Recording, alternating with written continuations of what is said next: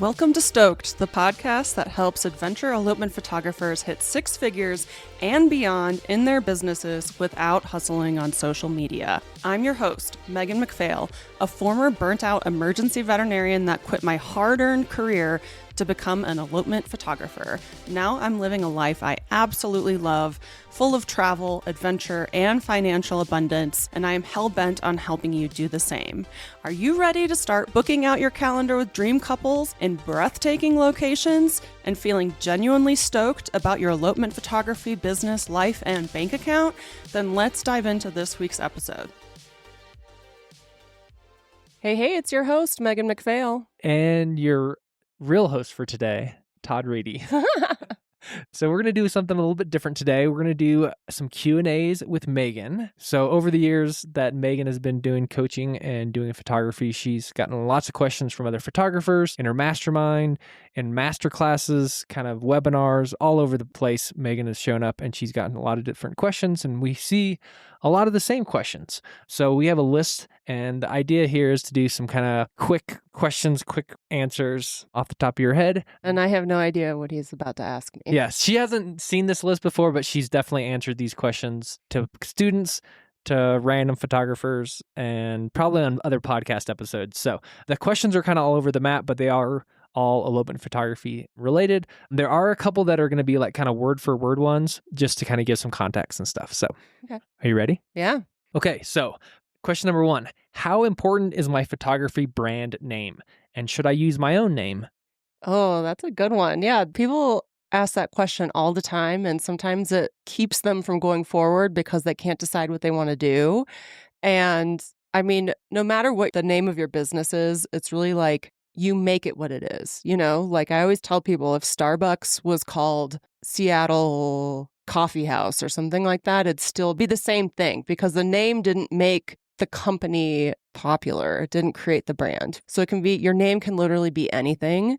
But with elopements, it's really important to keep that personal aspect to it. So if you have a name for your photography that isn't your specific name, then you still need to show up as yourself and show your personality and kind of like showcase how you're different and stuff like that.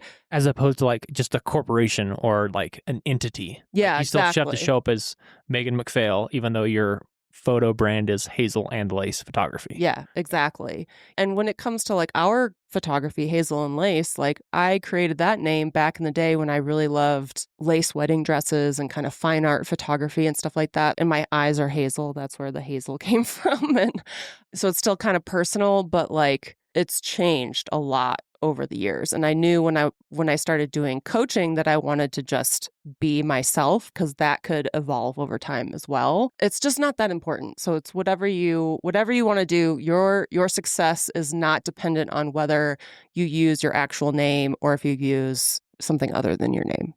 Cool, thanks. Yeah, you're welcome. All right, number 2. This one is like probably a whole podcast episode in and itself, but we'll just give me the quick and dirty kind of high level. Mm-hmm. All right. What is a landing page and how should I use them?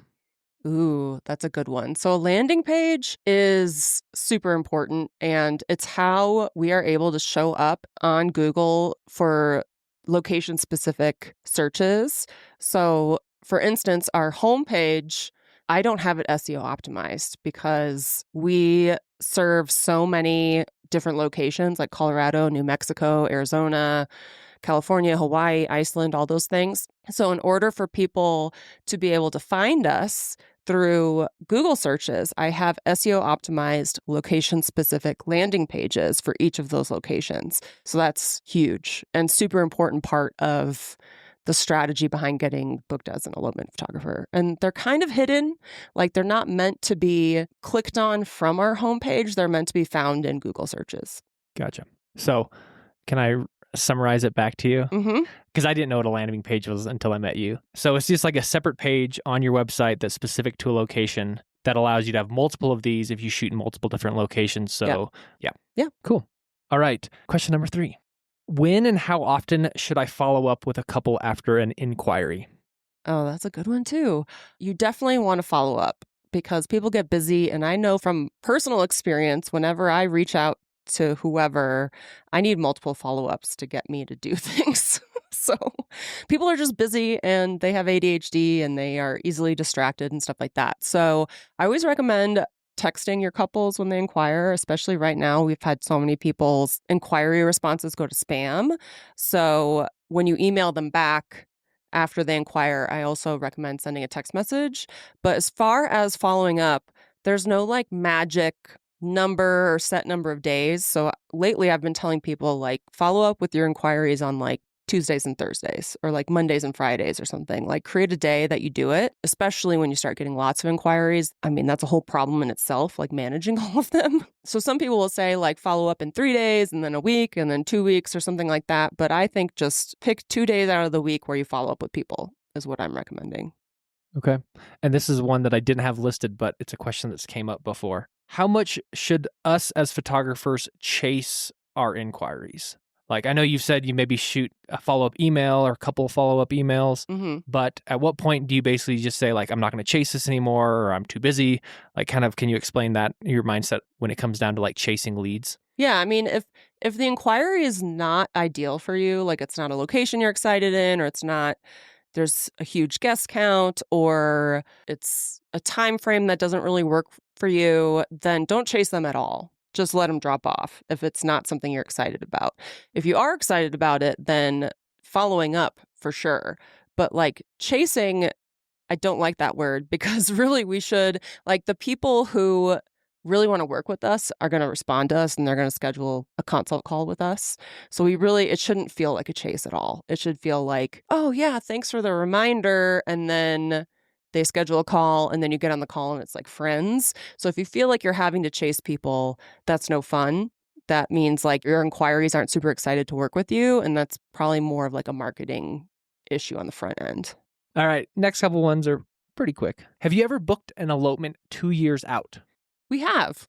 We booked a skiing elopement far out. They knew they wanted to work with us. They wanted to have a long engagement and we knew we'd be available. So we went ahead and booked it. And that's personal to everybody. Some people are planning families. Some people are planning moves. Some people are really scared about, or they're actively raising their prices. So they know that like if they book something 2 years out, when it comes time to shoot that elopement, they'll be worth so much more than whatever they booked it for. So for some people, it doesn't make sense to book things 2 years out, but for us, it made sense. And we just were able to create a relationship with that couple over that 2 years, and it turned out great.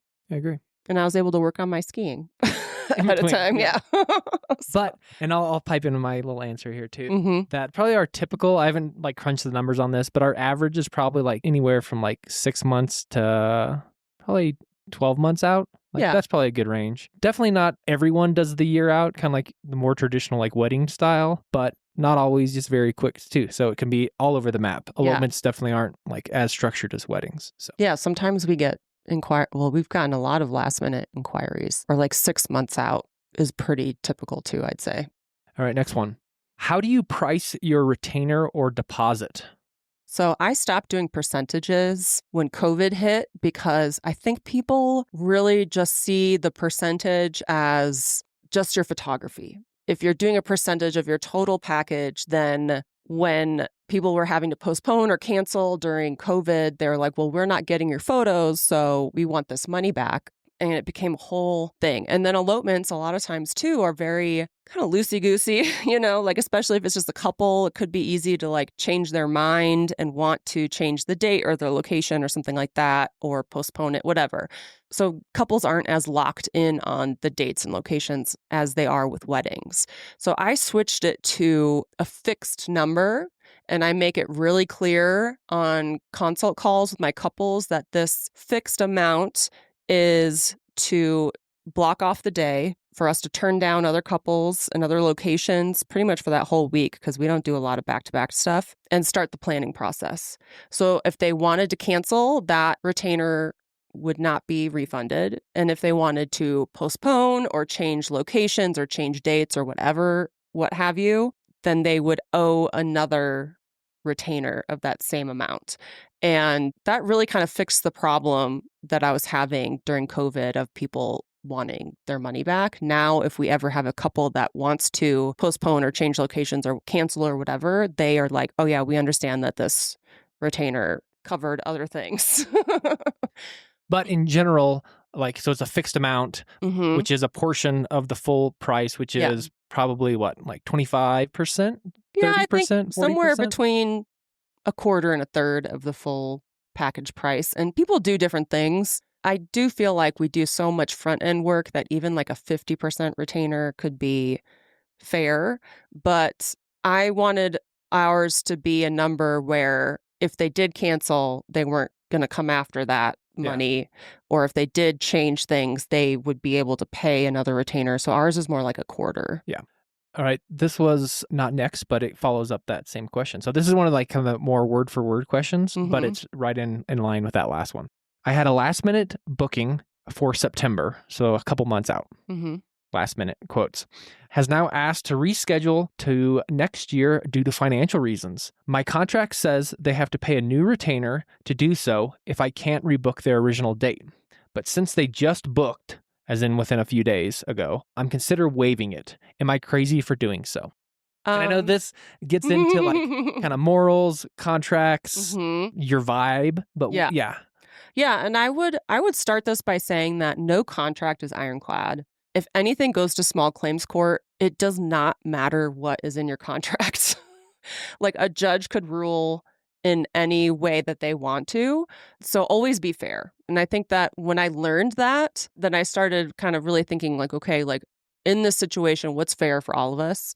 And so in this particular situation, since they just booked a few days beforehand and like you probably haven't started the planning process, you probably haven't turned down other bookings, you probably haven't really done much of anything, I would be happy to switch dates and locations or whatever they needed. But I will say that when couples start doing this kind of stuff, it is normally a red flag to me because any postponement we have had, they have ended up canceling.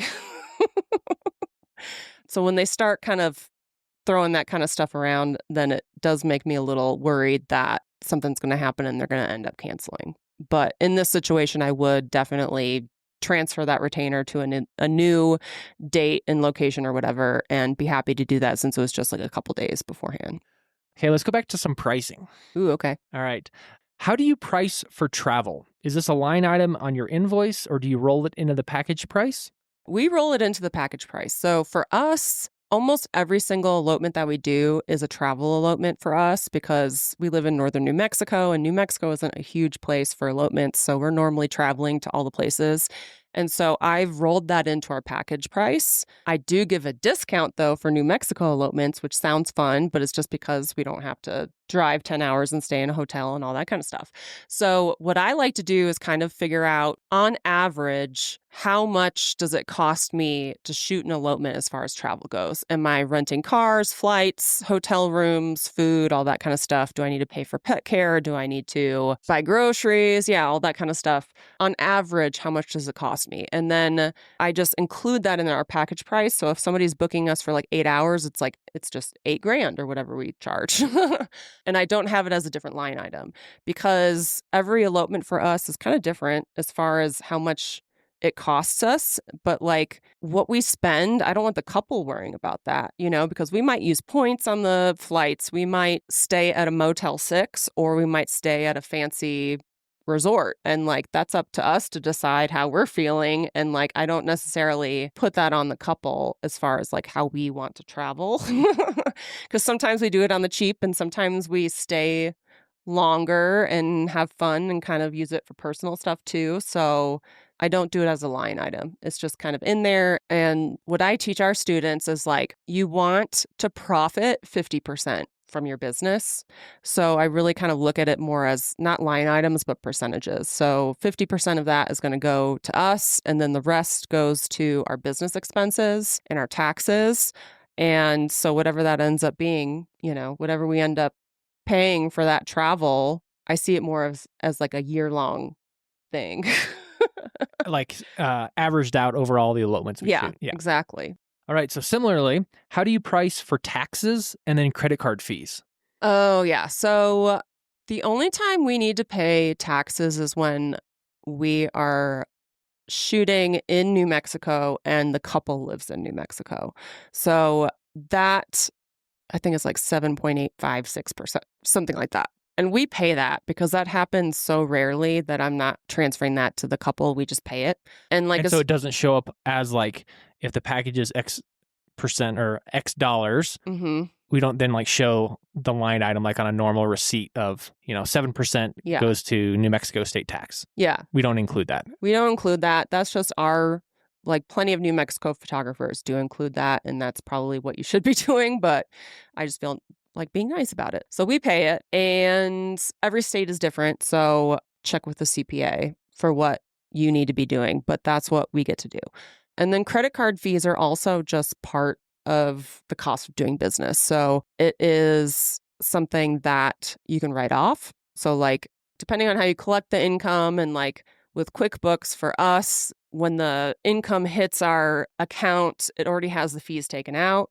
So I don't have to technically write it off. But if you are doing something else like a spreadsheet or something like that, and you're like, oh, I got paid this amount, or like the package was this amount and the credit card fees were this amount, then you can write that off.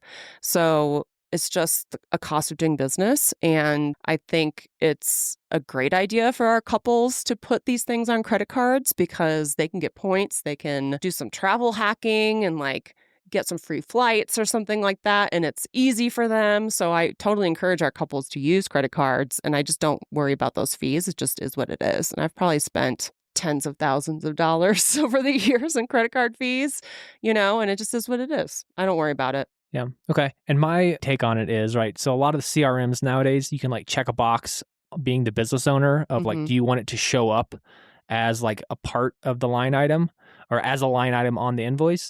And I personally don't like seeing it on the invoice.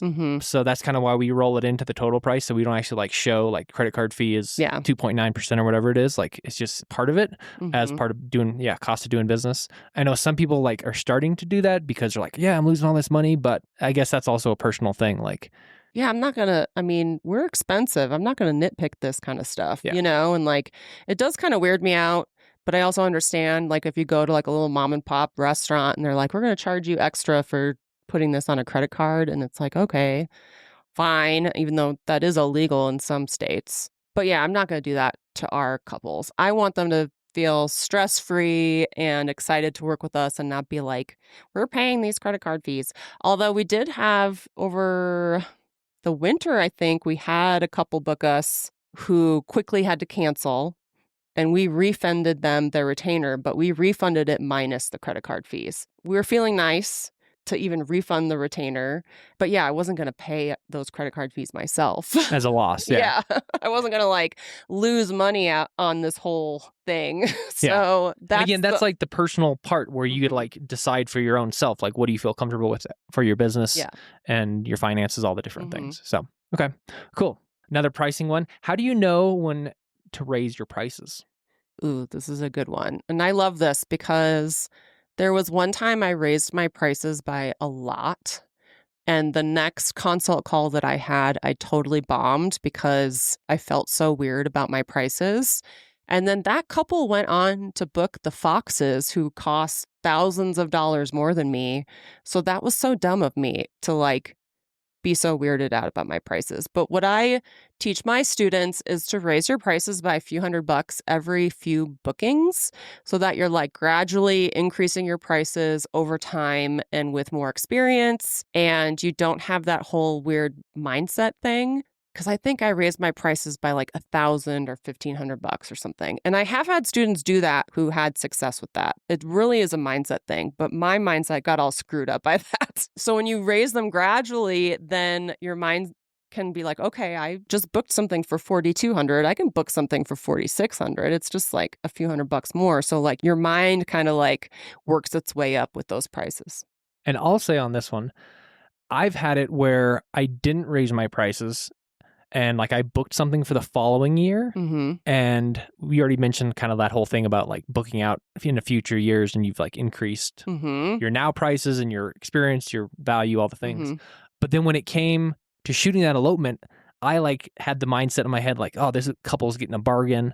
And like that also played kind of some mind tricks on me on the like undercharging as opposed to what you had mentioned about the overcharging. So Yeah. it is kind of a fine line. And again, what you're comfortable with is, I think, the most important part. That's my 2 cents. Yeah, totally. And it should be like a little out of your comfort zone as far as pricing goes, because like we should always be kind of pushing ourselves to charge more and more. And that's not a greedy thing. It's just the best thing for our business and our personal lives and our couples to charge more. When we are charging too little, we get burnt out and we can't replace things and we get stressed and we get resentful and we have to overbook ourselves. Whereas when we're charging a lot, we are happy. Like if that couple was paying you $6,000, you would have showed up with a different mindset. And like, that's just how it is. Yeah. So like, yeah, it's just better serves everybody when you're charging a lot. All right. Next question, also along the pricing line. Have you found that there is a dead zone for pricing in elopement photography? I love this question. And no, there is not a dead zone. There is some psychology between like, 5,800 and 6,200 or like 3,800 and 4,200, like crossing that threshold. Yeah. Into a new $1,000 or something. There's a little bit of psychology there where 6,200 seems so much more than 5,800, even though it's only a few $100 away and like a small percentage difference. But really what it comes down to and why I've seen people talk about this in like Facebook groups where there's a dead zone is mostly when you're transitioning from working with price hagglers to people who value photography. And it's really a marketing issue. So when people start off in photography, they're often working with price hagglers and people who really just value getting a good deal. And you don't really need to build trust. You don't really need to show off your personality. You don't really truly have to market yourself when people are just judging you based on money alone. So the problem comes when you are trying to jump from working with price hagglers to people who actually value photography and will pay higher prices. They need trust and personality and knowledge and marketing. They need to be marketed and sold to. And people don't have those skills when they're dealing with price hagglers. So then there becomes this idea that there's this dead zone where I raised my prices and now nobody will book me. It's a marketing issue. You don't know how to market yourself. You don't know how to communicate your value. You don't know how to hold sales calls. You don't know what to put on your website or what to post on social media to attract these people at higher price points. So there's no dead zone, really. You can charge any price. I've seen people get bookings at any price point, but there's just a big difference on how you market yourself, essentially. That's what I see. And yeah, the people at the higher and higher price points, the marketing is similar, but we are seeing that like, you do need to go that extra step to build even more trust with your clients who are going to pay $8,000, $9,000, $10,000. You have to build trust on the front end. And a lot of photographers don't know how to do that. But then there's also a mismatch when people look like they should be more expensive than they are. Ooh, like kind of like the couples may say like, why is she so cheap? Yeah, like this is weirding me out. Like I'm going to their website and their photos are awesome. I understand their value. Other people in this area are charging more. This seems weird to me that they aren't charging more. And like, I distrust this. So I do see that sometimes. And we just had somebody in the mastermind raise their prices and start getting more inquiries because yeah, people can be weirded out by like, they don't see it as a good deal. They're not like, oh, this person is so great and they only charge this much. It's more like, why aren't they charging more? This is really weird. Are they lying to me about their experience? Like, are these not really their photos? Like, what's going on? So like, we do see that too. So yeah. This is fun. Okay, cool. Yeah, I think this is good info that isn't necessarily, each of these questions isn't warranted a whole episode. Mm-hmm. So might as well just kind of knock out a lot and learn a lot of broad stuff. So, All right. So here's another kind of word for word one that we see often or something like it. So I'm working hard on my website. It has good bones, but transitioning from a wedding page to elopements has been harder than I would have thought it would be. Did anyone phase out of weddings and into elopements, but still offered wedding packages or stop weddings cold turkey? What I like to tell people is that you can still book weddings even though you have everything on your website geared towards elopements, but you can't really book elopements when everything on your website is geared towards weddings. So I say make the full leap and change everything to elopements, change all the copy and the images to elopements. You can still have weddings come through as inquiries, and chances are they'll be even better aligned with you if you choose to take them. But people really worry about the transition. Like if you've only ever booked weddings and now here you are trying to pivot to elopements, it's scary to like make that leap. But what I see a lot of times is when you have 1 foot in weddings and 1 foot in elopements and you don't commit to elopements, like you're not really talking to anybody and nothing really goes as planned. So That's kind of maybe a dead zone, huh? yeah, that's a dead zone when people are like, well, I still want to do weddings and I want to do elopements, but they're really only holding on to weddings because they're afraid. And weddings are still money, even though they kind of don't want to do weddings. So like they just attempt to kind of like Speak to everyone. speak to everyone, yeah. And it just falls flat for the eloping couples. And then it becomes like this self-fulfilling prophecy where they aren't attracting the right elopements and the right people. And so they're like, see, I can't pivot to elopements because I'm just getting price hagglers. I'm getting people that want an hour at the courthouse. Like, this isn't what I want to do. So, yeah, I can't commit to elopements and get rid of weddings when really it's just they are straddling the two different worlds. They don't really want weddings anymore. They want to shoot elopements, but they're afraid to commit to elopements. So they're still talking to wedding couples. And that is no man's land. That's a dead zone for sure. Cool. So you're saying cold turkey. If you want to do elopements, drop the weddings cold turkey. That's what I see has the best success. When people drop weddings, completely change their website and marketing to elopements only, those are the people who are like, wow, it's working, You got to commit. All right. Changing drastically. Do you have any suggestions on elopement, thank you, or welcome gifts? Oh, another This one also, it really hangs people up. I know when I first started, I went round and around and like, yeah, I was kind of stuck on this, even though it, in the grand scheme of things, has like very little bearing on anything. But yeah, what are your thoughts on thank you or welcome gifts?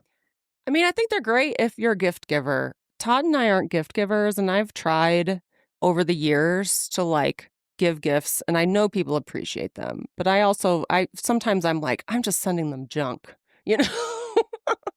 But a lot of people are truly gift givers and they love giving gifts and they make branded things and, take them to the post office and send them off. And I tried that once and they all just ended up cluttering my desk because I never went to the post office. So do what works for you. So we have started giving people who drink like margaritas, their own bottle of margaritas that Todd makes because he's like the best margarita maker. So Thanks. so we'll give them those, or like we'll show up with a champagne bottle on the day of. But if you want to give a gift, what I have found is the best time to give it is right after they book because you have their most current address. Because what I used to do is like try to give them a gift later on and they would have moved because they got married, or a lot of people are moving while they're getting married, so the address wasn't current and stuff like that. So work it into your workflow in a way that makes sense to you, that works for you. It doesn't matter what you give them. You can give them vow books. You can give them little Yeti mugs that say Mr. and Mrs. or Mrs. and Mrs. or Mr. and Mr.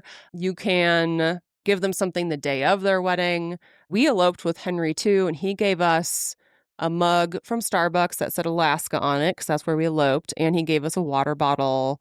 And then he also, after our gallery was delivered, gave us a big framed print of one of our favorite photos. And I'm looking at it right now because it's up on our wall. And that was great because we've printed some photos, but we haven't been great about printing them.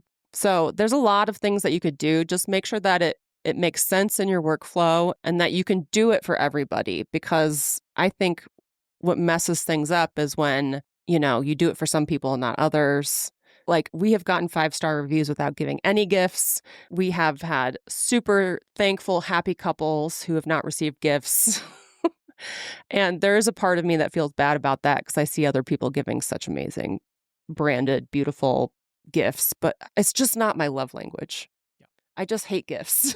We don't even give each other gifts. Yeah, and that's kind of where we kind of like decided, one, because again, margaritas are a big part of like our lives. Megan and I's, we have them often. We had them on our elopement day. And so like, I don't know, it was like a personal thing. And I really like making them. I don't know. It's like, I don't know. It's fun. It is fun and it's not a chore. And that's just kind of how we came to it. So, all right, last one. And then we'll wrap up for the week. Before I do this last one, I'll tease next week. So there's no questions on here about gear, and that's very intentional because next week's episode is going to be all about cameras and lenses and gear.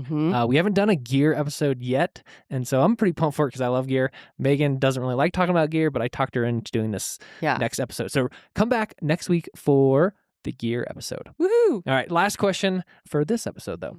How do you recommend getting reviews from your couples? You need to actively ask your couples for reviews, for sure, because reviews are really important in building trust and social proof. They also help with SEO if you get them on Google. So always, always get them on Google.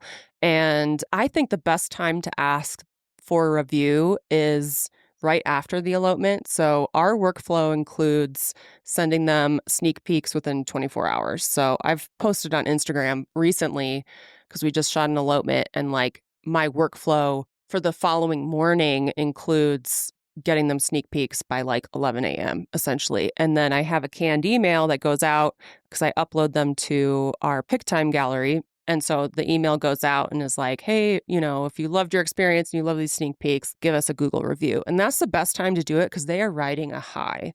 You know, they are like reliving and they're like, oh my God, these photos are gorgeous and the day was amazing and we loved Megan and Todd, you know, like all this stuff. So that's a great time to get it. And then if they, I mean, just keep asking them. So each email I send, like when they get their full gallery, I ask again for a Google review. Periodically on Instagram, I'll be like, hey, if you haven't left us a review, here's a link to Google. It's really important, you know, that kind of stuff. So it really just comes down to asking them. Like provide a great experience, but then ask for the review. And don't feel bad about asking.